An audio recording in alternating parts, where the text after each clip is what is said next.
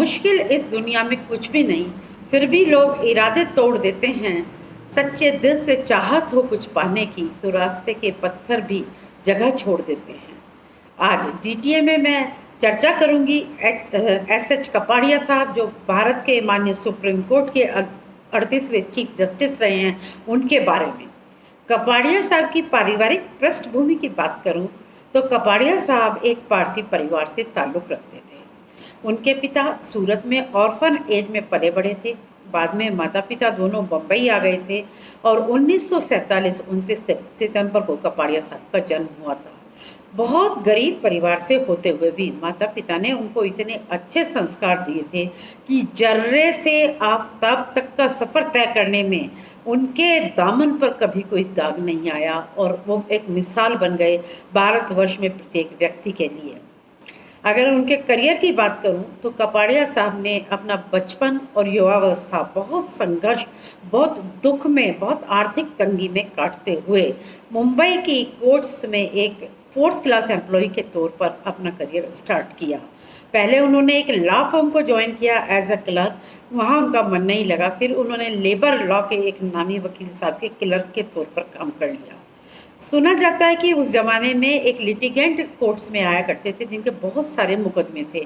वो अपने सॉलिसिटर्स से बात करने के लिए कपाड़िया साहब को एज ए क्लर्क अपने साथ रख लेते थे। जिस ढंग से उनकी ब्रीफिंग सॉलिसिटर्स को हुआ करती थी, या शाम को ऑफिस में सॉलिसिटर्स उनको केस के बारे में उन लिटिगेंट की तरफ से बुलाते थे, उससे सभी वकील वर्ग बड़ा प्रभावित हुआ जो उन केसों को डील कर रहा था। जब वो लेबर लॉ के नामी वकील के साथ क्लर्क के तौर पे काम कर रहे थे तो उनका झुकाव कानून की तरफ बहुत हो गया था और वहीं से उनको किसी ने सलाह दी कि आप कानून की पढ़ाई पढ़ो। इसी सलाह के रहते मुंबई लॉ कॉलेज से उन्होंने 1974 में वकालत की पढ़ाई पढ़ी और तभी से वकालत में आ गए। वकालत में रहते हुए मुंबई की एक झुग्गी झोपड़ी घाट कोकर का केस उन्होंने किया, जिसमें बहुत सारे पॉलिटिकल पार्टीज इन्वॉल्व थी। उनके पर्सनल इंटरेस्ट थे और बहुत सेंसेशनल इशू था उस जमाने में। उस केस को गरीब वर्ग की तरफ से बहुत मेहनत, बहुत लगन और बिना 1 रुपया फीस का लिए रात दिन मेहनत कर जिस ढंग से उन्होंने अपने आर्ग्यूमेंट्स को कोर्ट्स के अंदर एडवांस किया, वो एक मिसाल बन गया। रातों रात वकील वर्ग में वो एक चर्चा का विषय बन गए, एक स्टार बन गए। वहीं से उनका वकालत की दुनिया में नाम होना शुरू हो गया। सन 1991 में उनको मुंबई हाई कोर्ट के एडिशनल जज के तौर पर चुना गया और 2 साल बाद ही उनको परमानेंट जज से नवाजा गया।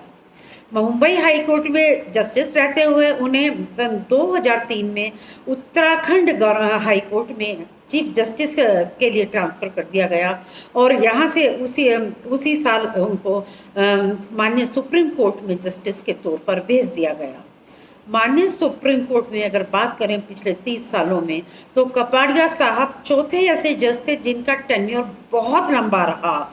बाकी पिछले 30-35 सालों में इतना लंबा टेन्योर किसी भी जज का नहीं रहा। अपने 3207 दिन के सुप्रीम कोर्ट के टोटल कार्यकाल में कपाड़िया साहब ने बहुत सारे केसेस, तकरीबन 834 केस निपटाए और जिनमें बहुत सारे लैंडमार्क केसेस भी रहे। उनका नाम वोडाफोन केस से जुड़ा, जिसमें किसी वकील साहब ने उन पर कोई आरोप भी लगाया था कि उस कंपनी से रिलेटेड कुछ पोस्ट पर उनके सुपुत्र रहे हैं, लेकिन उन वकील साहब की इस आरोप को अन्य जस्टिस ने नकार दिया और उन पर पोस्ट भी लगी थी। उनका टोटल कार्यकाल बिल्कुल साफ सुथरा रहा, कोई आरोप प्रत्यारोप, कोई एलिगेशन उन पर नहीं आई और उनके कार्यकाल में जुडिशरी में सुप्रीम कोर्ट से जो डिसीजन आए वो करप्शन रिलेटेड बहुत लैंडमार्क डिसीजन आए। चाहे वो लालू प्रसाद यादव और उनकी पत्नी का डिस्प्रोपोर्शनेट एसेट्स के केस में बेल से रिलेटेड डिसीजन हो, जिसमें वो बाकी 2 जजों से एग्री नहीं कर रहे थे, या वो सहारा का केस हो, 2G का केस हो या अन्य कोई केस हो। एक बड़ा ही लैंडमार्क केस 2021 का मुझे याद आता है कि चीफ विजिलेंस कमिश्नर के अपॉइंटमेंट को सुप्रीम कोर्ट में चुनौती मिली थी, जिनका अपॉइंटमेंट उस वक्त की वर्तमान सरकार मनमोहन सिंह साहब की सरकार थी और वो अपॉइंटमेंट मनमोहन सिंह साहब, पी चिदम्बरम होम मिनिस्टर जी थे उस जमाने में और सुषमा स्वराज जी अपोजिशन लीडर थी, उनकी कंसेंट से हुआ था। उस अपॉइंटमेंट को कपाड़िया साहब के कार्यकाल में जिस बेंच को वो हेड कर रहे थे क्वैश कर दिया गया था। तो वो बिल्कुल ही बेबाक थे, निर्भीक थे और बिल्कुल जस्टिस करने वाले थे। उनकी कलम में वो बेबाकपन, निर्भीकता थी जो किसी भी पार्टी से, किसी भी बात से इन्फ्लुएंस नहीं होते थे। वो सिर्फ जुडिशरी में कानून के ज्ञान को पर जोर नहीं देते थे, वो फाइनेंसेस और इकोनॉमिक्स में पर उनकी बहुत अच्छी ग्रिप थी। उनके टाइम में टैक्स रिलेटेड बहुत सारे केसेस पर फैसले आए और उन्होंने बहुत जगह जगह लेक्चर भी दिए, बहुत सारी बातें की। जिस प्रकार बहुत सारे जजेस अपना पोस्ट रिटायरमेंट प्लान कर लेते हैं कि रिटायरमेंट के बाद बहुत सारी कमीशंस में, बहुत सारी कमिटीज़ में, बहुत सारे फर्दर अपॉइंटमेंट आफ्टर रिटायरमेंट पहले ही तय कर लेते हैं। कपाड़िया साहब ने अपने रिटायरमेंट के बाद ऐसी कोई प्लानिंग नहीं की।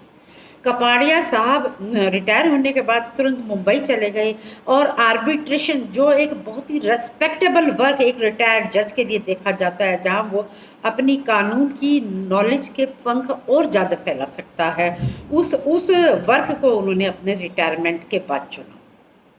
उनकी बहुत सारी सेइंग मुझे याद आ रही हैं।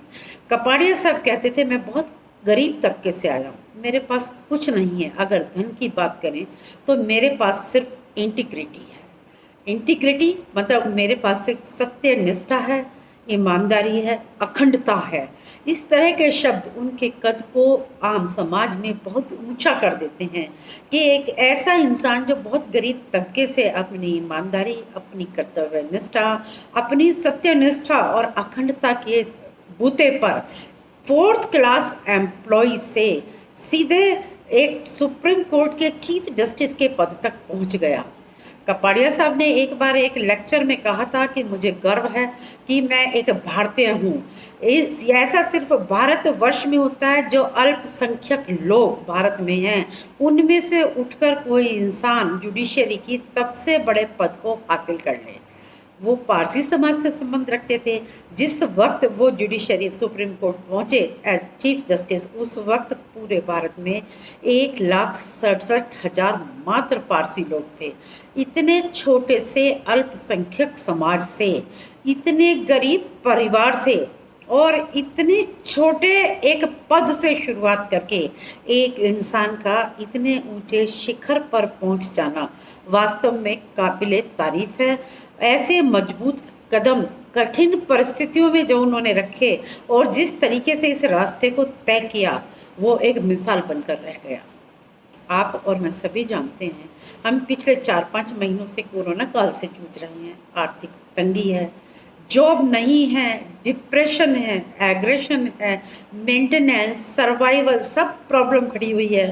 बच्चों की पढ़ाई की प्रॉब्लम है, बहुत लोगों के जॉब चले गए, बहुत लोग सुसाइड कर रहे हैं। और कहीं भी बैठ जाओ, किसी भी जगह बैठ जाओ, एक नकारात्मक जो है माहौल हमें मिल रहा है। किसी के पास सर्वाइवल का सवाल है, पैसे का सवाल है, काम का सवाल है, डिप्रेशन का सवाल है। अगर जीवन है, समस्या भी होगी, समाधान भी होंगे। रात है, दिन भी होगा, दिन है तो रात भी होगी। हर शब्द का एक विपरीत अर्थ, एक विपरीत माहौल अवश्य होगा।